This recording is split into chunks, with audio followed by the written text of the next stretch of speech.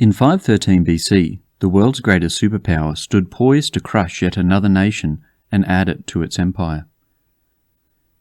Never before had such an enormous invasion force been assembled, and this invader had never been defeated, but that might be about to change.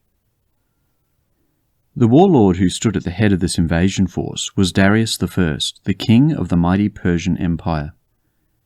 He was just the third ruler of this new superpower, but he was by far the most powerful man on earth, referred to as King of Kings. 40 years earlier, the Persians had been just a small tribe in southern Iran.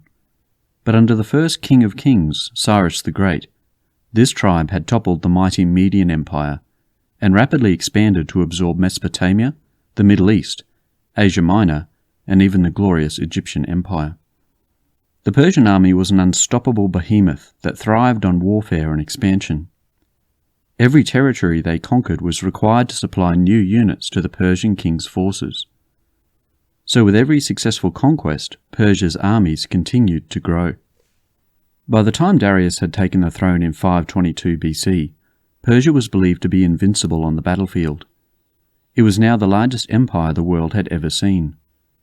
Yet this was not enough for Darius. He wanted to be the most successful military commander history would ever see. To this end, his first acts as king were to quickly set about consolidating his empire. In 519 BC, he expanded Persian control over even more of Egyptian lands. Then in 518 BC, he conquered the lucrative regions of ancient India. He proudly boasted of these victories in official inscriptions which he erected throughout his empire. But one people, who existed on the distant edges of his empire, began to attract the attention of the King of Kings. These people were the Scythians, and they were to be the next target for Darius's rolling military juggernaut. The Scythians lived on the steppes of Central Asia, around what is modern Ukraine and southern Russia. The geography of this region was predominantly open grasslands, which was ideal for raising herds of animals rather than for farmland. As a result, the Scythians were a nomadic culture. This meant that they were constantly on the move, guiding their herds to new grazing grounds when they had exhausted the resources in each area. Due to their constant movement, the Scythians had very few towns. They preferred to live in covered wagons that could move easily with the migrating herds. The Scythian culture was made up of a number of smaller tribes, each with their own king. These kings would often meet together and collaborate when needed. On occasions like this, it was common for one of the kings to act as the main leader and facilitate negotiations. While each of the kings could choose to disagree with the others, there was still a shared sense of community that bound them together. Militarily, the Scythians were expert horsemen and had developed a style of warfare that favoured swift movements. They also became wealthy traders and had grown rich by trading gold, animal hides and furs with the distant lands of Greece and Persia. The Scythians first came into contact with the rapidly expanding Persian Empire around 530 BC, when they became hired mercenaries in a failed revolt against the Persian king, Cyrus the Great. For daring to mess in Persian dynastic squabbles, the Scythians were treated with deep suspicion by the Persians. When the Scythians began raiding Persian territories around the Black Sea, Darius felt that the time had come to teach these nomadic horsemen a serious lesson. Once Darius had made his decision, he focused the Persian war machine on creating the largest invasion force the world had ever seen. He sent out messengers to every corner of his empire. Each region under his rule was ordered to send a unit of men or supply ships for the expedition. He gathered his land forces at the city of Susa and began marching towards Europe. The Scythian homelands were a significant distance from Persia, and it took him several months to gather all of the necessary resources to make his plans a reality. By the time he reached the western coast of Asia Minor, he had assembled 700,000 soldiers and around 600 ships. But how would he cross the turbulent Bosphorus Strait? Darius's engineers provided a remarkable solution. Using ropes and chains, they tied together hundreds of ships into a straight line and lay broad wooden planks across them. They created a bridge of boats. Darius led his men onto the floating highway and confidently marched them into Europe. Then, Darius turned his land forces north and moved through the country of Thrace. Meanwhile, his boat bridge was deconstructed and his fleet sailed into the Black Sea. These vessels would become the supply chain of Darius's invasion force. As long as the army stayed close to the coast, the fleet could provide the food and resources they needed. Once in the Black Sea, part of the fleet that was commanded by Ionian Greeks, a people who had previously been absorbed into the Persian Empire, were ordered to sail their ships up the river Danube and anchor at a location specifically chosen by Darius. When they arrived, they once more built a bridge of boats in preparation for the inevitable declaration of war. Finally, in around May of 512 BC, Darius stood on the banks of the Danube at the head of his forces. He gave a final order to the Ionian ship commanders. He told them to wait and stand guard over the boat bridge for 60 days. If he had not returned by that time, they were to pull it down and leave. Then the King of Kings stepped onto the bridge, crossed the river, and led his vast hordes into Scythia. The invasion had begun. All of the preparations by Darius and his long march into Europe had not gone unnoticed by the Scythians. When they had seen the Persians crossing into Europe, the kings of the various Scythian tribes met in a council of war and elected one of their own, called Idanthyrsus, as their wartime leader.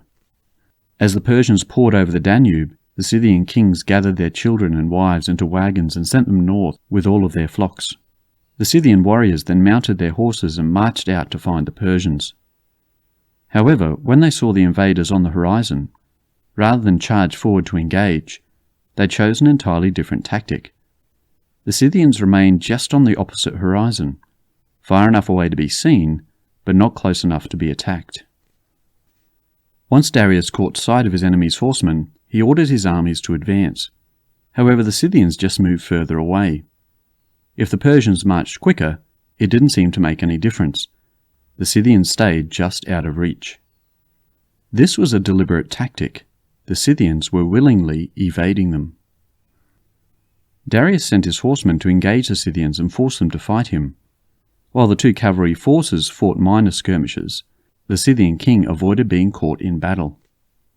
Slowly but surely, the Scythians were leading the Persian army in the direction they wanted.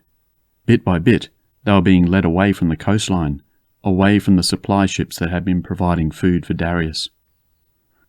After a week of playing cat and mouse, Darius took the bait and followed them further inland. The Scythians had decided upon a strategy of attrition.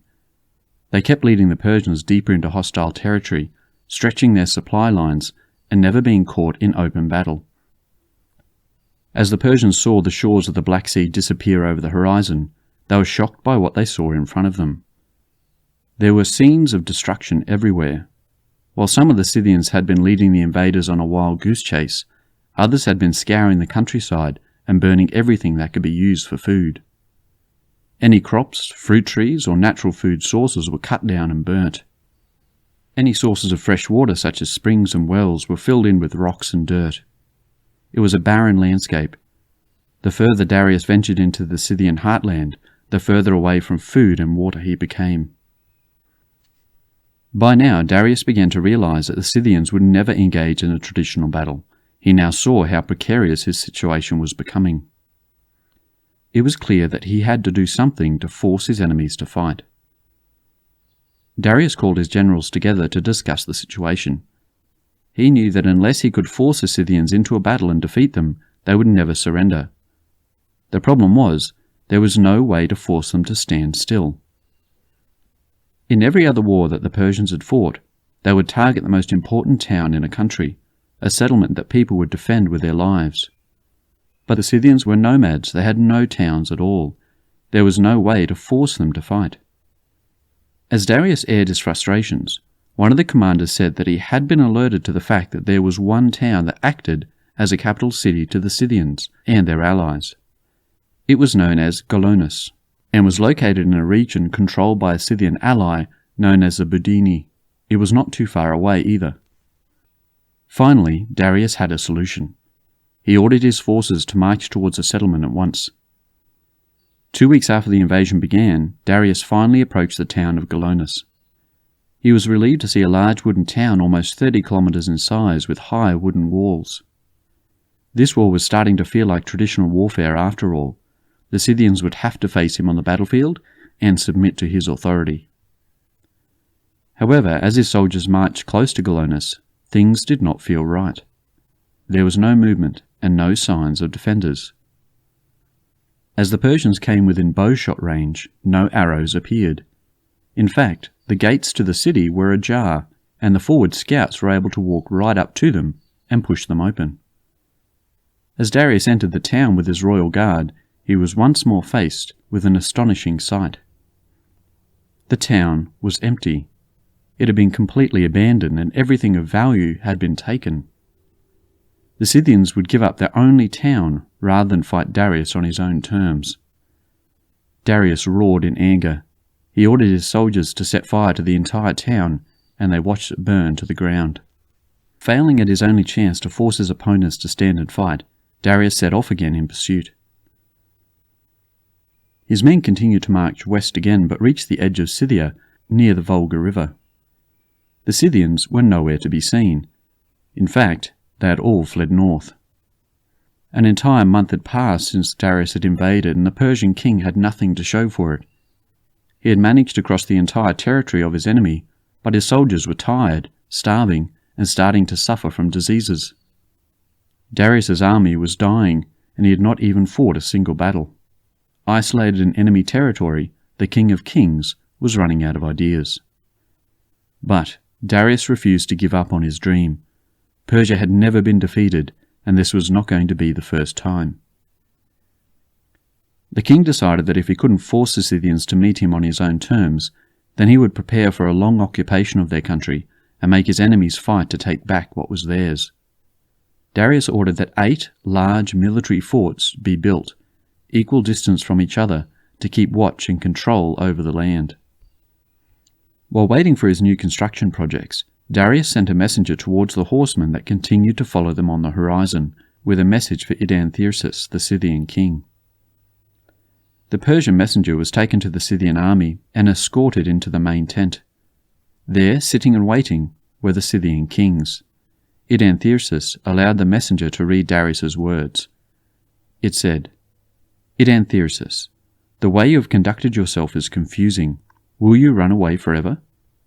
If you are strong enough to fight me, then stand and fight. However, if you know that I am stronger, submit to me and become my slave." At the mention of the word slave, the Scythian kings became angry. The idea of a foreigner threatening to enslave them was outrageous. When the kings were settled, Idan-Thyrsus wrote his own response to Darius. He said, "Know this, Persian, we are not afraid to fight you, but we are simply seeking to live in peace. We don't fight you simply because you have nothing we feel is worth fighting for. We have no towns or fields to defend. All that we have we still own. Our wives, children, flocks, and treasured possessions are all still with us, so we will never have to fight you." When the messenger returned to Darius and read out the Scythian message, Darius's situation became crystal clear. The Persians could stay for as long as they wanted, but they would never be able to conquer the Scythians. Darius now knew that he had failed. He ordered his new forts to be abandoned, and under the cover of darkness, his army began its retreat back towards the Danube. If he was lucky, Darius would be able to get to his boat bridge in time to save as many of his men as possible. He had less than a month before the bridge would be torn down. However, once the Scythian scouts saw the Persian host retracing their steps, they quickly realized what Darius was trying to do. The Scythians changed their strategy to one of guerrilla warfare. Each day, as the Persian scouts scoured the burnt landscape for food, the Scythian riders would attack them from a distance with their bows. If the Persians charged after them, the Scythians would flee again. Day after day, the Scythians harassed the retreating Persian force, inflicting increasingly more casualties, while slowing their march down. Even worse, it made foraging for food more dangerous. Increasingly more soldiers were either dying from surprise Scythian attacks or starvation. Darius's situation was perilous. As Darius's dwindling forces gradually inched closer to the Danube and the bridge to safety, the Scythians began to panic. They realized that they could not only defeat the Persians, but also capture the King of Kings himself. But they had to act fast. The Scythian kings sent messengers to race ahead of the retreating Persians to the Ionians who guarded the bridge. Once received, The heralds explained the situation to the Greeks. They highlighted the fact that the Ionians were conquered subjects of the Persians as well. They too would suffer defeat. But if they helped the Scythians now, they could win back their freedom from Persian tyranny without a fight. All they had to do was break up the boat bridge and leave Darius isolated and trapped in Scythia. The Ionians discussed the proposal. Should they take this rare chance to throw off the Persian yoke? Or should they stay loyal to Darius in hopes of being rewarded for saving his life? The Scythian scouts waited nervously to hear their reply. Eventually, they watched the Ionians board their boats and begin pulling the bridge apart. Delighted, the messengers turned their horses and headed back to Idanthyrsus to tell him the good news. The Persian army was now so close that the messengers had to ride around the Persians to avoid alerting them to their deception. For Darius, he was pushing his forces hard. He wanted to reach the bridge before time ran out. His army kept marching from early in the morning to late in the evening. In desperation, knowing that escape was close, Darius had ordered his remaining men to march through the night. They finally reached the shores of the Danube by moonlight. The ragged remains of the Persian force stood in silence. The sound of the rushing water of the river was all they could hear. To Darius's horror, the bridge, in the darkness, was gone. Now, trapped between an impassable river to the west and the approaching Scythian forces from the east, the Persians considered how to prepare for their last stand. Then suddenly they heard a sound. Out of the night air came a voice. It was the voice of an Ionian Greek.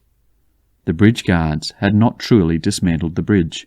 They had only made a show of doing so to send the Scythian messengers away.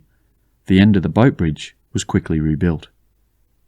As dawn broke over the horizon, Darius and what remained of his mighty Persian invasion force fled across to safety. When Idanthyrsus's Scythian forces arrived at the Danube in preparation for their final victory, they found no enemy and no boat bridge, just the footprints on the riverbank that showed their missed opportunity. When Darius returned to his palace in Persia, he refused to talk about his campaign. The details of his expedition would never appear on any of his royal inscriptions. The only evidence of his failed Scythian war were the crumbling forts he left behind. That is, except that around 70 years after this event, one Greek historian recorded the entire thing. This historian was called Herodotus. He wrote the first proper history in Europe. He would ensure that Darius's failure would never be forgotten. For Darius, the campaign was, at best, no more than an expensive stalemate. However, the war had a significant impact on the Scythians. Their reputation as invincible warriors made them valuable mercenaries for other nations' armies. Soon, many countries hired Scythian horsemen. Even later Persian rulers would do so. Scythia was free, and it would remain so for centuries. Persia had suffered its first defeat, but Darius refused to admit it. Instead of avoiding further costly foreign invasions, it only motivated him to try again. Within 20 years, Darius would raise another army and set his sights on another enemy. This time, it would be Greece. The Greco-Persian Wars were about to begin. Thank you for watching this video. If you'd like to know more about studying history, please visit the History Skills website, and I'll see you next time.